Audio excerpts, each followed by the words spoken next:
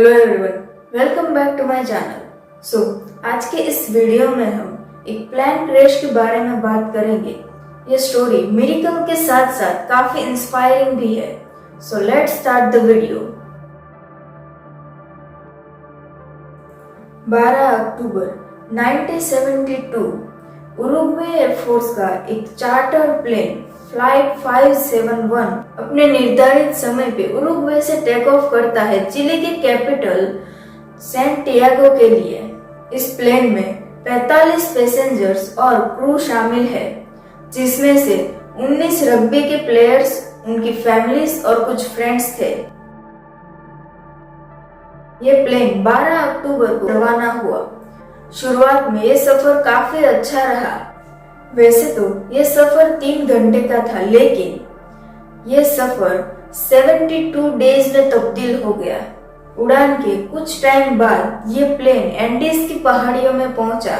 South America में स्थित ये एंडीज की पहाड़ियां दुनिया की सबसे लंबी पहाड़ियां है, जो 4500 माइल लंबी है और इसकी ऊंचाई 13,000 फीट है। प्लेन जब एंडीज की पहाड़ियों के ऊपर से उड़ा तब वहां पर एक तूफान आया, जिसकी वजह से प्लेन को अर्जेंटीना के मेंडोजा में रात बिताने के लिए मजबूर होना पड़ा। दूसरे दिन 13 अक्टूबर 1972 की सुबह एंडीज पर मौसम की स्थिति में अभी भी कोई सुधार नहीं हुआ था। इसीलिए पायलट्स ने डिसाइड किया कि वे मौसम ठीक होने तक वेट करेंगे। प्लेन ने दोपहर के 2:18 पर मेंडोजा से टेक ऑफ किया। मौसम साफ था।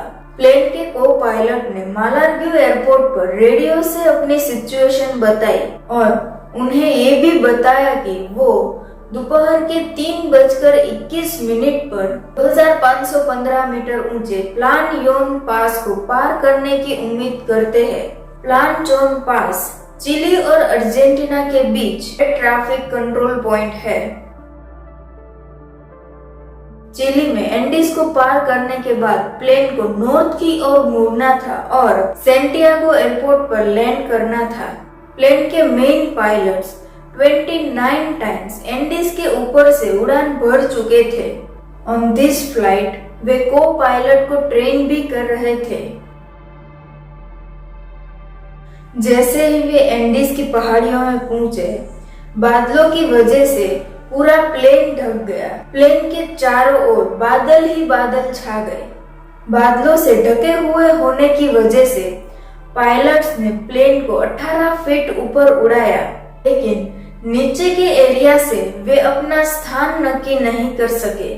प्लान जोन पार करने के तुरंत बाद पायलट्स ने ट्रैफिक कंट्रोल सेंटर को इन्फॉर्म किया कि उन्हें 1 मिनट में क्यूरिको पहुंचने की उम्मीद है।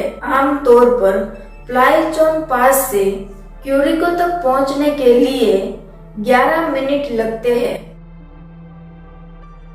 ये इन्फॉर्मेशन देने के केवल 3 मिनट बाद को पायलट ने सैंटियागो को रेडियो पर बताया कि वे क्यूरिको के ऊपर से उड़ान भर रहे हैं और नॉर्थ की ओर मुड़ रहे हैं। रडार की कमी के कारण वे अनजान थे कि प्लेन अभी भी एंडीज की पहाड़ियों पर उड़ रहा है। पाराडो नाम के एक पैसेंजर जिसने इस घटना में सरवाइव किया है, उन्होंने बताया कि प्लेन तेजी से बादलों के बीच से कई 100 फीट नीचे उतरा था। नीचे उतरते समय प्लेन को सेवरल टर्बुलेंस का सामना करना पड़ा था। पहले तो रग्बी प्लेयर्स ने इस प्रॉब्लम के बारे में मजाक किया, लेकिन बाद में उन्होंने देखा कि प्लेन असामान्य रूप से पहाड़ों के काफी करीब उड़ रहा था। एक और सर्वाइवर रॉबर्ट केनेसा ने बताया कि उन्हें ऐसा महसूस हुआ कि पायलट्स ने प्लेन को बहुत जल्दी नॉर्थ की ओर मोड़ दिया था और सैंटियागो के ऊपर उतरना स्टार्ट कर दिया, जबकि प्लेन अभी भी एंडीज के ऊपर ही उड़ रहा था। आगे बताते हुए रॉबर्ट कहते हैं कि पायलट्स ने प्लेन को ऊपर चढ़ाना स्टार्ट कर दिया जब तक कि प्लेन ऑलमोस्ट सीधा ना हो गया। जैसे रॉबर्ट ने बताया वैसे पायलट ने प्लेन को इतना ऊपर चढ़ाया कि वो ऑलमोस्ट सीधा हो गया था। सो आई थिंक ये पायलट ने तब किया होगा जब उन्होंने आगे चट्टान को देख लिया होगा और उससे बचने के लिए चट्टान की हाइट से ज्यादा हाइट पर प्लेन उड़ाना चाहते होंगे। But unfortunately it was too late.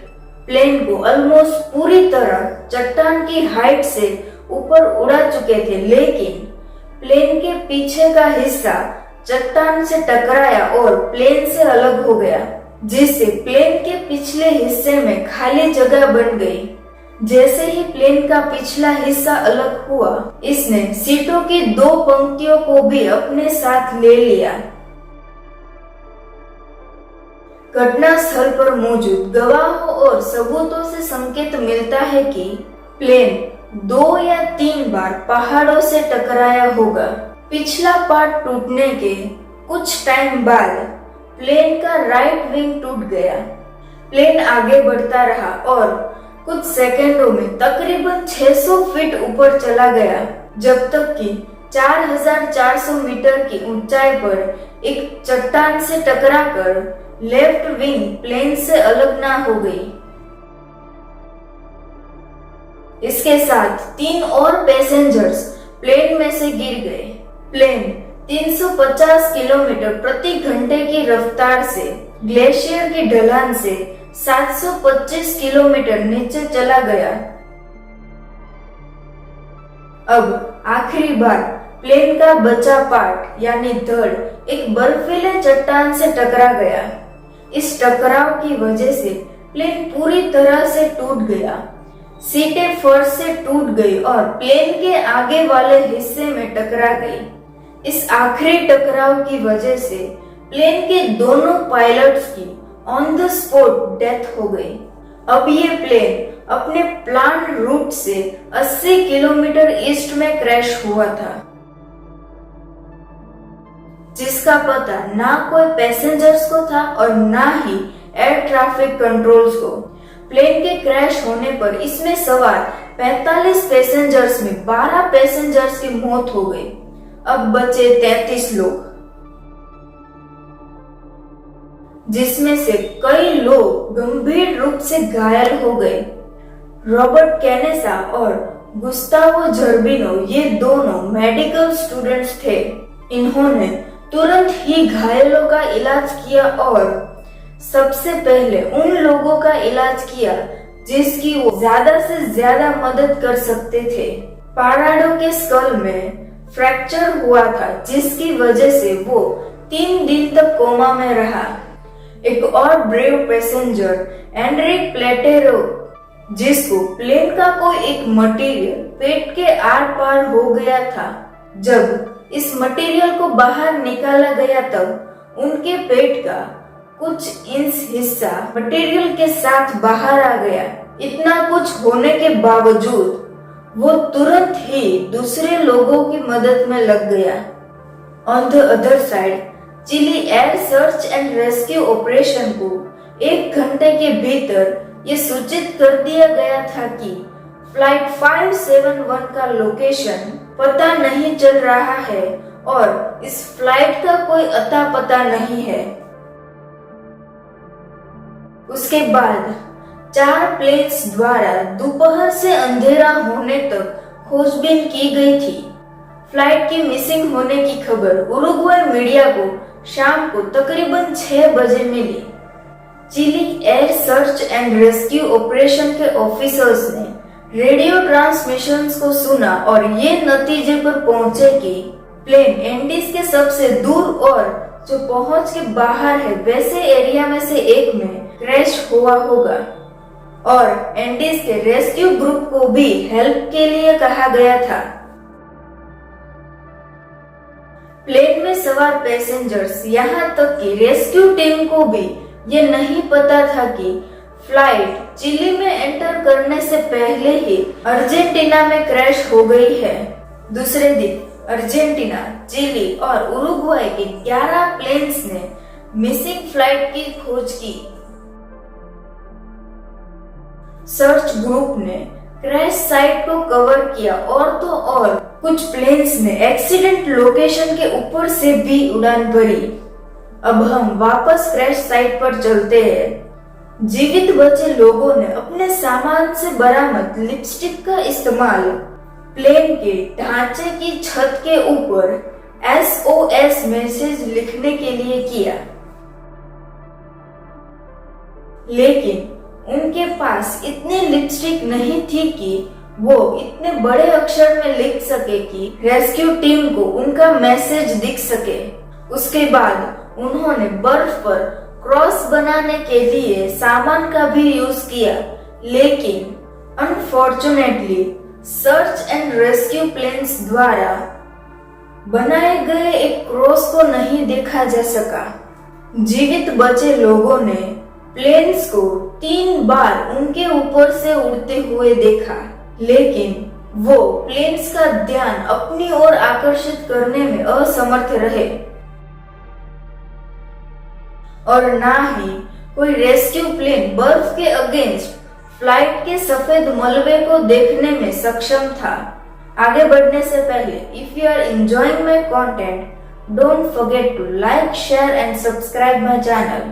अब एक कंडीशन के कारण रेस्क्यू टीम को इस बात की बहुत कम उम्मीद थी कि उन्हें कोई जीवित मिलेगा। इस बात से अनजान कि क्रैश साइट पर अभी भी कई लोग जीवित हैं, उन्होंने 21 अक्टूबर को 142 घंटे से अधिक समय तक खोज करने के बाद ये अनुमान लगाया कि किसी के जीवित रहने की संभावना 0 है और इसीलिए उन्होंने इस रेस्क्यू ऑपरेशन को बंद कर दिया और उन्होंने बर्फ पिघलने के बाद दिसंबर में विक्टिम्स की बॉडी को बरामद करने के लिए रेस्क्यू ऑपरेशन वापस शुरू करेंगे ऐसा डिसाइड किया। यहाँ क्रैश साइट पर 33 पैसेंजर्स में से 5 और पैसेंजर्स की डेथ हो गई। अब 45 पैसेंजर्स में से सिर्फ 28 लोग बचे। उन्होंने सीटें और बाकी मलबे को हटाकर प्लेन को 8 बाय 9 फीट के एक छोटे कच्चे मकान में बदल दिया। उन्होंने प्लेन का पिछला हिस्सा जो टूट गया था उसे बंद करने के लिए सामान और सीट का यूज किया। वो लोग अपने आप को गर्म रखने के लिए सीट कवर का यूज करते थे और सीट कुशन का यूज स्नो शूज के रूप में करते थे। 3 दिन बाद पाराडो कोमा से बाहर आया और पता चला कि उनकी माँ की डेथ हो गई है और उनकी 19 साल की बहन भी गंभीर रूप से घायल थी।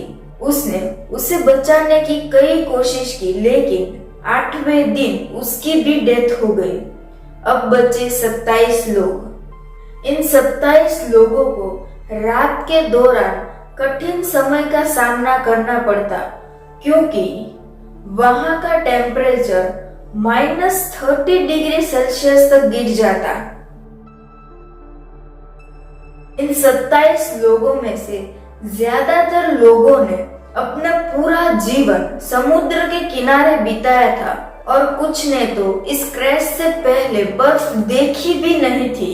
इन लोगों के पास मेडिकल सप्लाइज, ठंडी के कपड़े, इक्विपमेंट्स और फूड की कमी थी।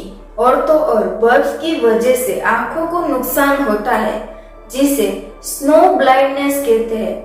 उससे बचने के लिए सिर्फ 3 पेयर सनग्लासेस थे। अब ये लोग अपना मैसेज पहुंचाने के लिए उपकरण की खोज कर रहे थे। तभी उन्हें प्लेन की 2 सीटों के बीच एक छोटा AM ट्रांजिस्टर रेडियो फंसा हुआ मिला। रॉय हार्ले नाम के एक पैसेंजर ने प्लेन का इलेक्ट्रिक वायर यूज करके एक लंबा एंटीना तैयार किया और 11वें दिन एक भयानक खबर मिली कि उनकी खोज बंद कर दी गई है। ये बात सुनकर कई लोग रोने लगे और कई लोग प्रार्थना करने लगे। सब इतने निराश हो गए थे कि कईयों ने तो जीने की आस भी छोड़ दी थी। तभी निकोलस नाम के एक पैसेंजर ने कहा कि ये तो अच्छी बात है, क्योंकि अब हम यहाँ से खुद ही निकल जाएंगे। इस एक व्यक्ति के साहस ने ग्रुप पर निराशा की बाढ़ हावी होने से पहले ही रोक दी। ये सारी बातें पीटर्स पॉल की एक book alive the story of the Andes survivors में लिखी गई है। इसी के साथ आज का ये पार्ट यहीं पर खत्म होता है। आगे की स्टोरी जानने के लिए पार्ट 2 देखना ना भूलें।